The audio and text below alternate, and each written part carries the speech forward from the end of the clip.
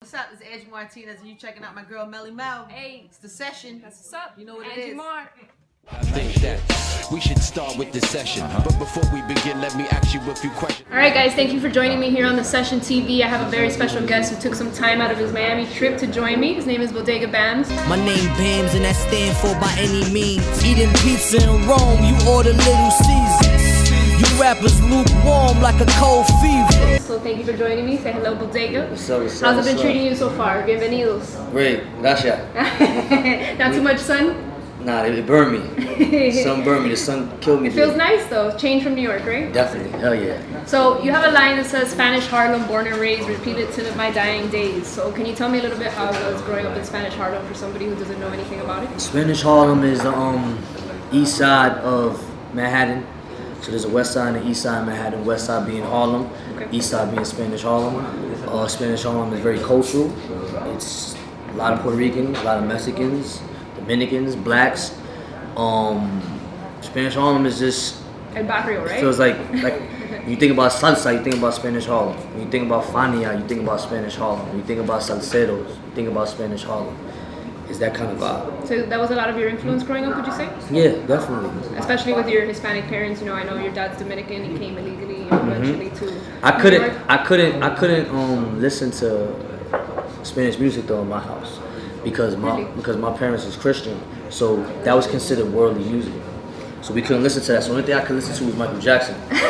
Word. So Not bad though. Yeah, so I grew up on Mike more than anything else.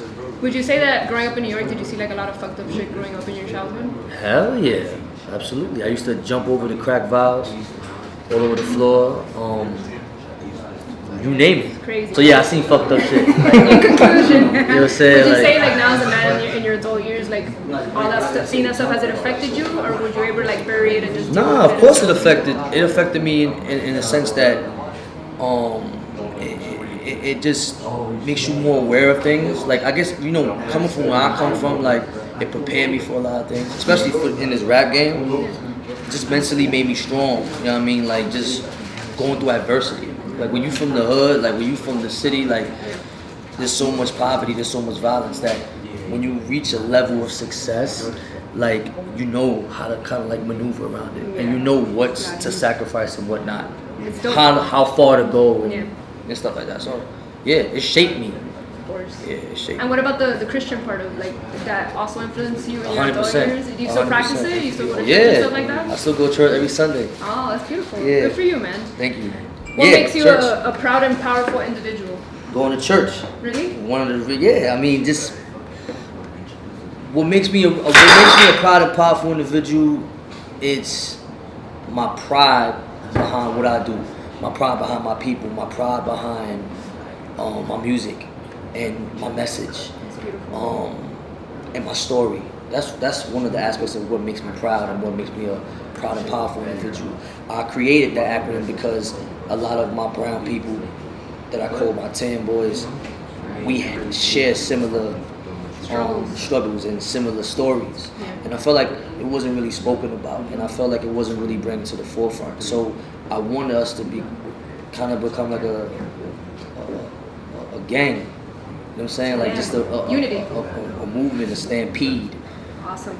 And what about TANBOYS? How's that going? Like, is that a brand that you're trying to push and a label? I see you got people that are dropping music, you know, Bonnie B and stuff like that. So what's going on with TANBOYS? Shout out to Bonnie. One of the things I wanted to do as an artist, I told myself once I get situated, I always want to help other people as well. You know what I'm saying? Like, so that was just my main goal as far as like TANBOYS. TANBOYS started with it was just a movement of people that want to help Bodega Bamz, and it became music because people started asking like, yo, who's other artists in TANBOYS? So I started scouting for other artists in TANBOYS or whatever. And I just want to be that person that was known as a helper in some way, shape, or form. It's a good way to be remembered by. Yeah, absolutely. I think that's important, you know, helping each other. So if I'm in a position to have somebody else chase their dreams, and that's why I created TANBOYS. That's beautiful. And what about people like the Martinez brothers? Are they a part of the Of TANBOYS course, and the movement? honorable members. Yeah. Have you ever worked with them, or have you ever considered it? I have a joint project with them. No way. That's super dope. Yeah, I have Love a them joint. out here. Like those are like. Yeah. Those are my guys. Yeah, shout out to my boys, man. Yeah. Yeah, we have a joint project together. It's called Sunday Service. It came out a few years ago. Rolling Stone premiered it. It was a super dope project because they're literally like, they remind me of me and my brother. Yeah, you know what I'm saying? And they grew up in church just like me and my brother. Their dad's a pastor.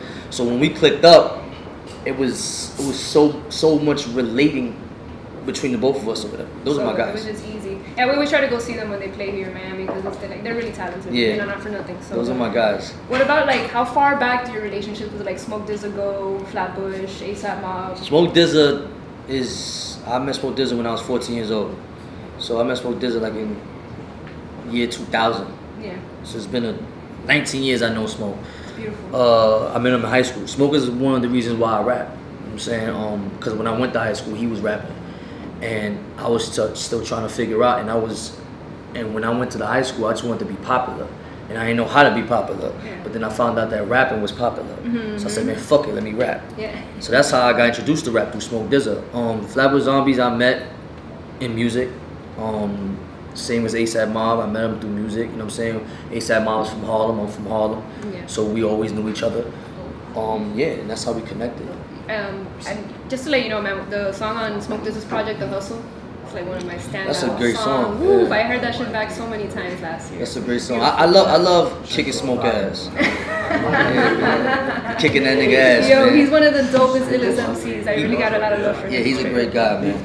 How's the energy like when you guys are in the studio together? It's like Very brother fluid? shit. Yeah, it's like he's like my big brother. You know what I'm saying? Like I Stay love. straight there, yo. Smoke introduced me to a lot of things. You know what I'm saying? If it wasn't for him, I wouldn't have the kind of thought process or even the way how to get in this shit. Like he helped me out a lot. Are you guys gonna be collabing in the near future? I'm always on that. Yeah. Always, yeah. Giving. And what about like people like Ferg? I saw that you guys had like a surprise project that you were teasing. Is that for real or like it's just like something putting it into the universe kind of thing? Me and Ferg, a few years ago, shout out to my boy, that's my guy.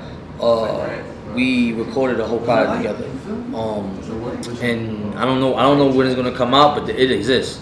Cool. There's definitely 7-8 songs with me and Ferg. That's super dope, yo. Yeah.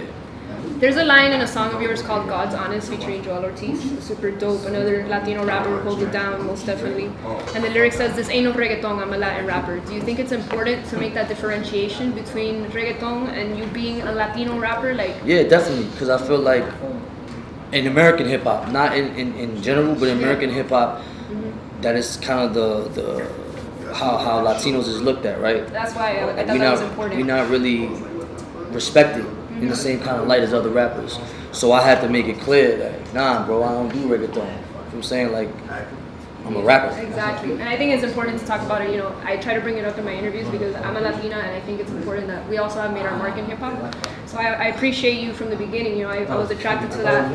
And something that was important to me that I read on your IG, you know, we recently been going through a struggle. We just lost Nip. Rest in peace to the legend, the king. And in your IG post, you explained that he gave you some advice in the beginning that it was super important to keep rapping bilingual, keep doing the Latin beats. And I felt that was so dope of him being a black brother saying that.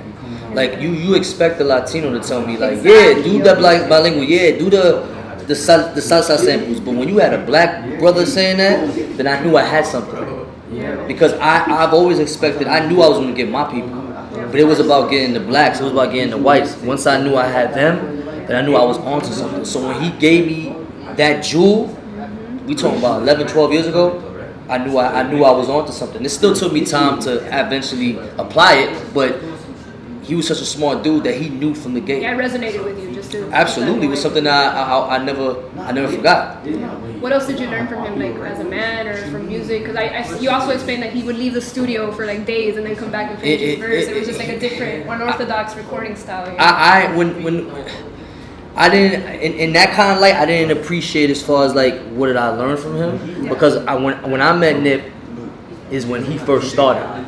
This is when Nip ain't had no money, fresh out. I remember Nip, he was hungry. You know what I'm saying? What I got off of him though from the first day I met him was just a super smart man, super That's smart. The energy, yeah, man. He was super woke. You know what I'm saying? Like I remember sitting there. He was literally the first dude I ever met from LA. I never met somebody from California. To me, they were like The closest thing I got, the closest thing I got to somebody from LA was a movie. I never knew how, like, so when I heard him, what's up, cuz, I'm like, oh, this shit's fire. So when I met him, I wanted to ask him everything under the bus. Who's really valid on the West Coast? Like, who really doing that gangbang shit? And he answered that. I was asking that nigga everything under the sun. We used to drive him around. I feel very proud and happy that I got to meet that man. In his presence. Yeah, like, and I got to know that man. And he supported you, right, with the GD and the and then what's crazy is that last year I haven't seen Nip in the physical form like in 10 years probably. It's been a long time. Wow. And last year he was at a show in New York and they asked him Bodega Bamz, and I put that video up there too. He said Bodega Bamz, my dog. I saw it. So it was, and you know what's crazy? Because once remember he was popping way before I even got my name. Like he was popping, and I always told myself I want to connect back with him, or whatever. You know what I'm saying, but I never got to connect back. Life happens. Yeah. But I'm glad I met that man. I'm glad I know him. I'm glad you know what I'm saying. Did you get to catch any of the service at all? Yeah, that shit was. I was actually in the studio. Because it just happened yesterday, right? 2 days ago? On Thursday. Yeah. I was in the studio, so we was watching it on the phone shit like that. That shit was dumb sad, man. Yeah, heartbreaking, man. That shit is crazy. Yeah, may he rest in peace. I have a question. So what made you drop 2 projects back to back last year? You did the Strictly for My Poppies, kind of paying homage to Pac, right? With the bandana and the cover and everything. So that project was I re-dropped that project for the first time on streaming. So that project been out. But it was it was never for sale. That was kind of like the product that got me popping. Okay. Like that's the product that made me have a name for myself or whatever. So I re-dropped that. Yeah, and as a matter of fact, coincidentally, today's the anniversary of Poppy. So yeah. when your anniversary tonight, that's so fire. it feels good to be here. Congratulations on that. It's crazy how when you do things, you don't know where you're gonna be the following year, right? Like I last year I wasn't even here. Like last year I was running around the city. Yeah, man. I think that's dope. How was it like having your dad record on that project? He did the opening for you, the pop My song? brother Ola, he set that up. So I wasn't there when he did it. Okay. But that my father is. Hearing it back must have made you proud. That's my nigga, man. It's like, my father's the trailblazer of my family. If it wasn't from, I look at things like that. Like if it wasn't for my father coming to this country illegally, I probably never would have been born. Like it's little things like that that's kind of special. Like he had to come in this country illegally, meet my mom, and he's literally the first person of his whole Dominican family to come to this country too. So he's a trailblazer. What about moms? Where's she from? My mom's Puerto Rican. Okay. She's born here though. So a lot of influence there too, between dad and mom, the Puerto Rican side of the Dominican. Yeah. I mean, I up until recently, I never had no family that from DR in New York. Like all my family in DR was in DR. Like all my Dominican family. I kind of like related more to my Puerto Rican side because I had more family members that was Puerto Rican. But I never been to PR. Okay, cool. You know what I'm saying? So I've been to DR like 20 times. Yeah. Make it a point. Make it a point to go out there, yo. Yeah. People be asking me, and it's crazy because I be getting comments all the time like, well, fuck this nigga, man. He don't come to PR, yo. This nigga ain't no Puerto Rican nigga, yo. He don't care about us. Yeah, be weird. It's different for everybody. Yeah. Are they proud of you now the success you've had? Because I think he came over here basically to kind of do the American dream. I think, yeah. I honestly, is he proud of me? I don't know, yo. Honestly, but I think my dad. I think because he doesn't understand, right? Like it's different. Yeah. He won't, like, for example, if I was like the best rapper alive, he wouldn't know it, right? Because he doesn't understand lyrics. My family's like, he just understands. You successful, you getting money. All right, cool. My mom is a little bit different. Like I can play my mom a song and she'll hear it and she'll get a metaphor, she'll get a punchline. My dad doesn't understand that. Yeah, she probably expresses it more. And because again, my father's a Christian, so it's not what he wants from me. You feel me? Like that's not what I do is considered worldly. It's not considered. It's against what they really believe. Yeah. You know what I'm saying? So he just likes the fact that I'm successful, that I have money in my pocket. I ain't gotta ask him for money. And be doing anything illegal, right? Yeah, right. Just keep it clean. Yeah. How about things like fulfilling your dreams, like your acting career that you recently were casted for the show on Showtime. Mm-hmm. So how does that feel? Because you were reading Rainbow auditions. I mean, all the whole nine. How does that feel now to watch yourself? It was amazing. It was an amazing experience. I'm glad that I'm glad that I got my foot in the door now with the acting. I'm going to continue to pursue it, continue to get more gigs, continue to do more acting. Acting has always kind of been something I've always wanted to do, even before rapping. Like, I've always wanted to be an actor. Like, ever since I was young, it was just something I always wanted to do, but I didn't know how to get into it. It just so happened that I had to get a name for rap to open the door for acting. So, yeah, I mean, it was a great experience. My first gig being on Showtime, like, you know, a lot of people, they grind all their lives just to get that. So I was appreciative and humble behind that.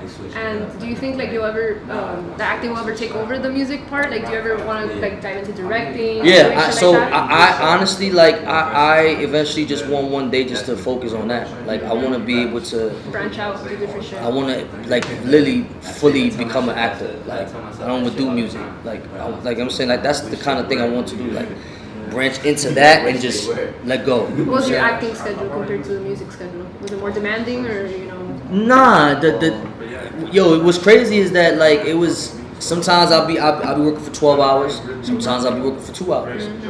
I just love the experience, like, you know what I'm saying? And I felt like rapping, not even felt, I know that rapping helped me a lot in the sense that I'm a performer, so I have to remember my raps. And that translated into me remembering my lines and my script.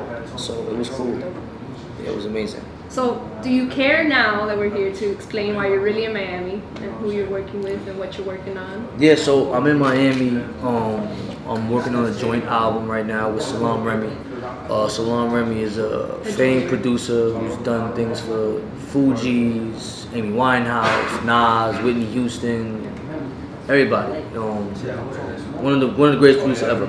I actually had a project with him before with 2 other artists, with Joel Ortiz and another girl named Nitty Scott, and she's super dope. We did a joint collab with Salaam. But now it's just me and Salaam. So I'm glad that I get the opportunity again to work with somebody of his caliber. So you already had a little bit of chemistry since you've worked in the past. Of course, yeah, we dropped the project together. And you guys have been plotting on this because I see you since last year, basically. Last year I came is when we started. We started this project. So I literally came back this year to finish it up. So it's been a year in the making or whatever. So. How does it feel to work with a legend like that? Because I mean, he even did a project with Black Thought recently. So that's it's insane. Like, yeah. Like, to me, it's like he got an honor, right? He really puts me in my bag. Like, I like to work with producers who bring out the best in you. I think that's important. Good feeling. Oh, of course. So I feel like my best music comes when it's with him. I hope to get to a point where only time I'm doing music is with him. You know what I'm saying? Like, cause I feel like at this point in time, like I put in so much work that every time I open my mouth, I want it to be a statement. Like, I just don't want to rap just to rap. Like, I feel like that shit is kind of productive for me. Like, I don't want to waste bars. If I go in the studio and I record a song, that song's gonna come out. It's not gonna get put away or it ain't gonna get cleared. And a lot of times I have hundreds on top of hundreds of songs that you might not ever hear. And I don't want to waste music like that anymore. I want to, when I go to the studio, everything that I record is gonna come out. Yeah. Everything that comes out my mouth, I'm saying, like, it has to be heard. So. Are there going to be any features, or just going to be you solo? Yeah, it's going to be. You bring up Smoke, so the only features I have on there is Smoke and Conway, from Griselda, How's that working with Griselda? I wasn't in the studio with Con when I did it. I sent him the record, and that record that I sent him to that he got on I sent like a year and a half ago or whatever. So he has a crazy story. Yeah, those are good brothers. Yeah, man. And are you gonna tour for that project in particular? I would love to, yo. I would love to. What are you gonna do different this time on tour? Because you went through a little bit with your last touring experiences as far as drinking or your sobriety. So what are you gonna do different this time around that that won't happen? What I'm gonna do different? Go to the gym or something? Yeah. Nah, but I mean, I would just say mentally I would do a lot of things different. I feel like I've been on tour so many times. Like, every time I go back on the road, I just mentally I have a different kind of outlook. One of the things I kind of do is lower my expectations about a lot of times. Yeah, like, because when I came in this game, like, my first tour was a cross country. The first tour I ever been on was with Flatbush Zombies, and that was their first tour. So we both first time touring was together. We had the big bus. And then, so that's how I came in. And then I remember following that. It's crazy. I went from a big bus, then I went from a Sprinter. So I was like, I'm going down, right? Then from a Sprinter, I went to an RV. So it's like, every time I go back on tour, like my expectations, I get more of a realistic expectation about things, like how the outcome is gonna be. Like one of the things I love is that I'm to a point where if it's 500 people or it's 5 people, like I'm gonna appreciate that. And a lot of times, you know, as artists, you know, you wanna always sell out shows and you wanna always have the room packed. But sometimes you ain't gonna get that. You know what I'm saying? And what's fucked up is that if you're not really, don't let a show not being packed ruin your whole motherfucking Discourage day. you. Like, damn, man, this shit's whack. So again, I had to go through a lot of those kind of instances where I reprogram how I think when I'm on tour. You know what I'm saying? Like, so. You plan to take people with you, like any openers? Homies of yours? Or Yeah, something like that? yeah, definitely. You better come to Miami. Hell yeah. I know it's hard with the venues and stuff, and the promoters are a pain in the ass, but make it happen, yo. Yeah, Miami, yeah, it's always weird in Miami. I've been in Miami a few times though. I performed in Miami a few times. I think I was in this spot called Airliner. I performed in Fort Lauderdale. That's mostly the venue we got. Yeah. I saw Flatbush there the last time. Fort Lauderdale, Tampa. It's cool. I fuck with Miami. I always like Miami. I'm sure you're welcome here. You know, Yeah. it's like a hub for all of the Hispanics. How do you feel now? You know, congratulations. You just had recently a daughter, so I just wanted to say that. And I know you've already previously been a father. You have a son as well. So, but how do you feel now that you have a daughter? What changed for you? I have more respect for women. You know what I'm saying? I think that's important. I always have respect for women, but you know, I'm still a nigga. Yeah. So I've still done nigga shit. But I kind of like. I wouldn't want nothing to a lady or a woman that I would want somebody to do to my daughter. So I think that kind of got me woke in the sense that Like you know flip the women, switch. and it makes me appreciate just women in general more. One day my daughter's gonna be a mother. She's gonna bring life, which that's what women do. They bring life. They're the foundation. So you know, yeah. How did it feel to fulfill another one of your dreams? Because 20 years ago, you know, the story you wrote in the Bible in Michigan. That shit was crazy. And it actually came true. So That shit how was does that crazy. feel to... It was your destiny almost. It feels that there's power in words. Like what you say comes to life. And a lot of times, not only good, but if you say bad, comes to life as well. Because the outcome is not biased, right? So that to me was a clear sign of whatever you put in the universe will come back to you in one way, shape, or form. I said something 20 years ago and it came back. It could be minuscule to somebody else, like whatever, that's nothing. But to me, that was a confirmation of, yo, what you say has power. And writing them down too. And writing them down it means a lot. So yeah, that was, and I looked at that Bible like after she was already 9 months in. You know what I'm saying? Like it wasn't like, cause I always wanted to have a girl. And when I looked at the Bible and I seen when I wrote, I said, oh nah, I know I'm gonna have a girl. And everybody was like, nah, you ain't gonna have a girl, you're gonna have another boy. I was like, nah, I'm gonna have a girl. And that book, beautiful. yeah. You know, ever since Nip passed, I've been thinking about this a lot because he was such a powerful, strong man. Like, what kind of legacy would you like to leave behind for your kids? What kind of legacy? I just want to be for my kids. Well, my kids are always gonna be good as far as like financial, right? So, and that's important to me. You know what I'm saying? Just I think fathers are providers. Like you should be a provider, right? And and we live in a day and age where there's not a lot of good fathers. There's not a lot of niggas who take care of their kids. So I can honestly say that my children will always be taken care for. But aside from that, I just want to have the legacy of a person who put meaning into his words, who expressed certain things, who professed certain things, and it came to life. Like I want to be known as a helper. You know what I'm saying, to me, it's my.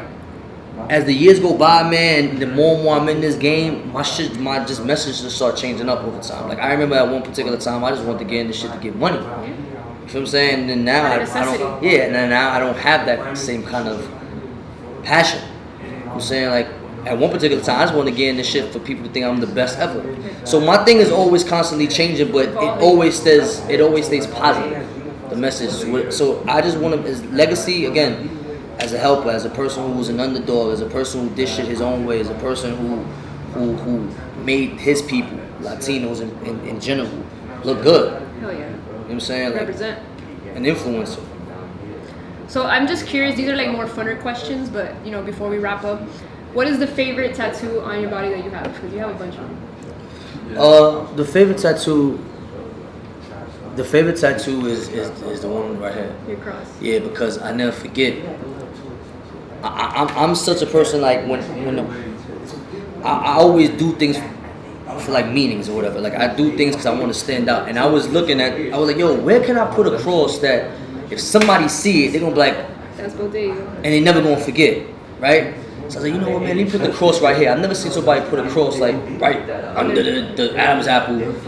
And I swear to God, yo, as soon as I put a cross here, I see everybody with crosses. That's what always. And that shit made me feel good because I know for damn sure I'm a motherfucking influencer. Like, even if a lot of times people might not get something from me directly, it might get for somebody else or whatever. But yeah, the cross to me, because that kind of solidified my look. Yeah. If I remove this cross, I feel like this cross made me Bodega Bamz. When I came in this shit, I had the cross, the razor blade in my mouth. It was just a whole figure of, and the crosses were kind of like.